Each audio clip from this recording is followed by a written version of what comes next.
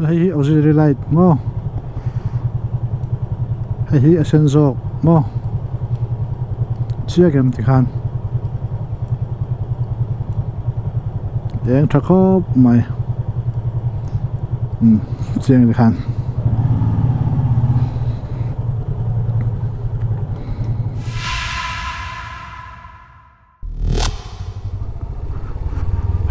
Hei de nan te pa chun la lo ki le ta hei. Zanin su zan xuống ai tất mày ạ.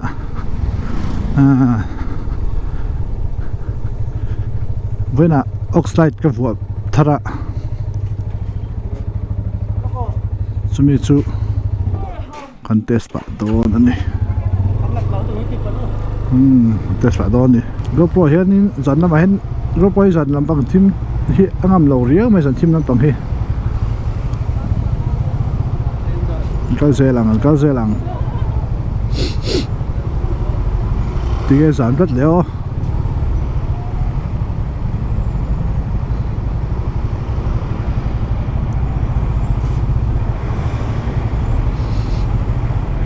(6:14) traffic giảm. Chú phút sau về mau ní mô. Còn chìm thang à.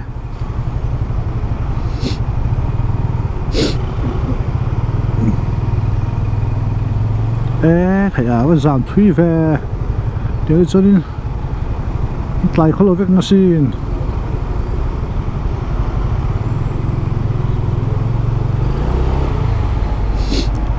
đòi bị phê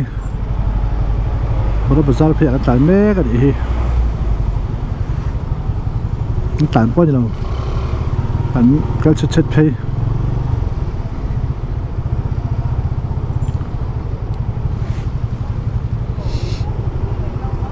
khá tiếng khăn cái ôm anh là dẹp bạ các kiện đón miệng đầu hay các kiện đón đầu đây rồi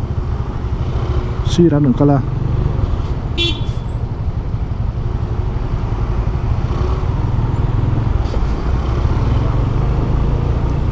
nó có người ôm còn đủ số để có khuẩn dốc tại đây để ham bỏ xí ra đừng có là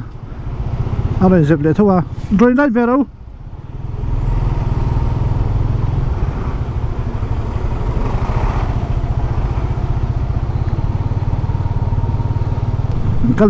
cái dễ lặng rồi hiện in cái chuyện của làm sinh phí á cái không bị xuống hiện thêm rồi mày này sốt nó là thầy đầu ăn tiền xuân làm mua gate cái sinh phí á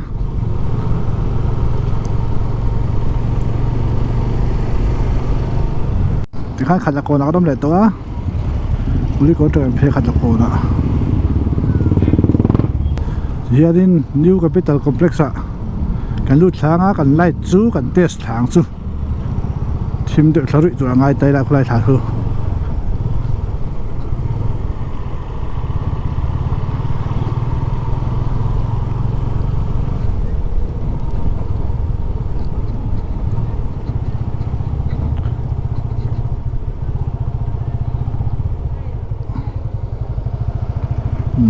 kan su thanga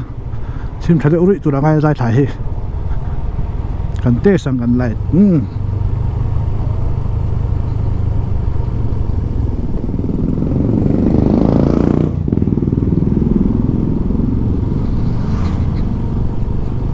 thim thado ne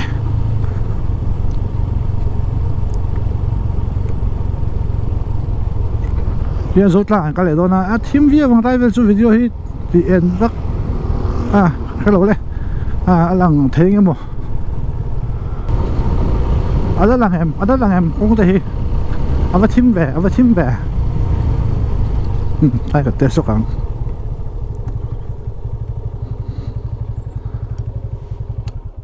thì hiện thim vector chuẩn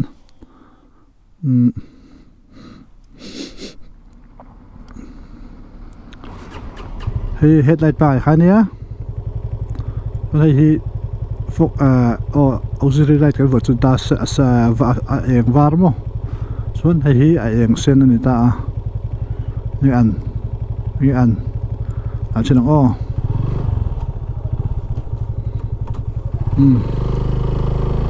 ek an kan enang GoPro hen o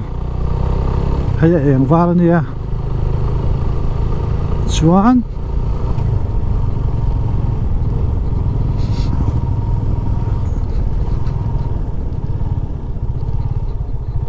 tụi kan se lang chuan eng sen kan tile chinang hay ma lai pangai hay eng sen ya ti hianin eng sen poi mun don thomai ma se eng sen chu a bim hi lo a yama a var kha sanga ni hi hai le lo kan phan thei don ni hi multi level car parking mi ne ko ten ti ai car parking ni hi skase lang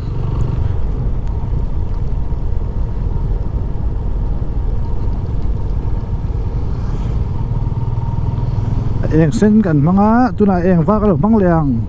eng var alang em kong te khu enge an heng san thima hian eng zau tha khop mai ta na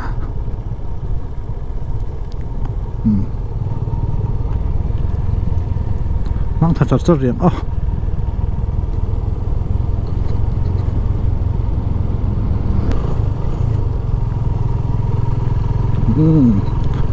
cái văng ô khá giờ vào lại sân để ông vẽ đuổi vẽ mò giờ vào sân sân như cái măng xin rất riêng lo bìm rồi khi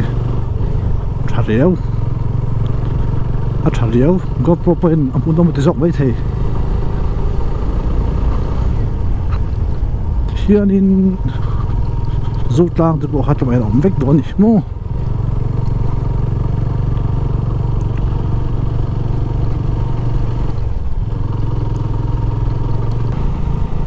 sát lang rồi ta lại cấn ôn sầu làng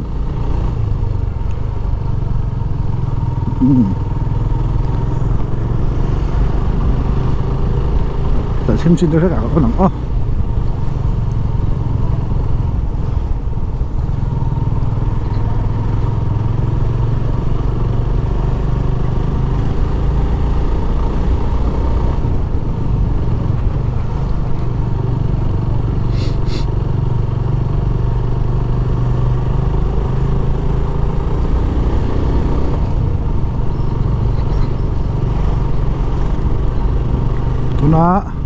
căn lỗ ở nàng lại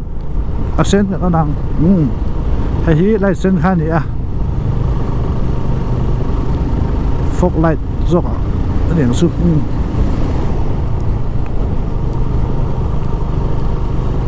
đấy thật không khớp mày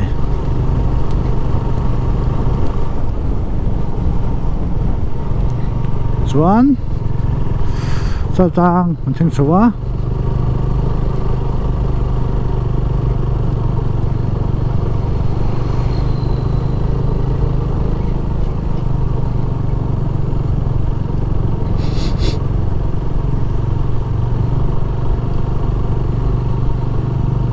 hiện in cho tan đồ còn mình thanh số á đi cái ven cái thanh này ta xuống rồi đi nữa con dàn xuống lại cái test ba con dàn xuống chú video chú đủ to lại to tổng bây giờ phải mang travel lên. Hadi Channel signing out, bye bye.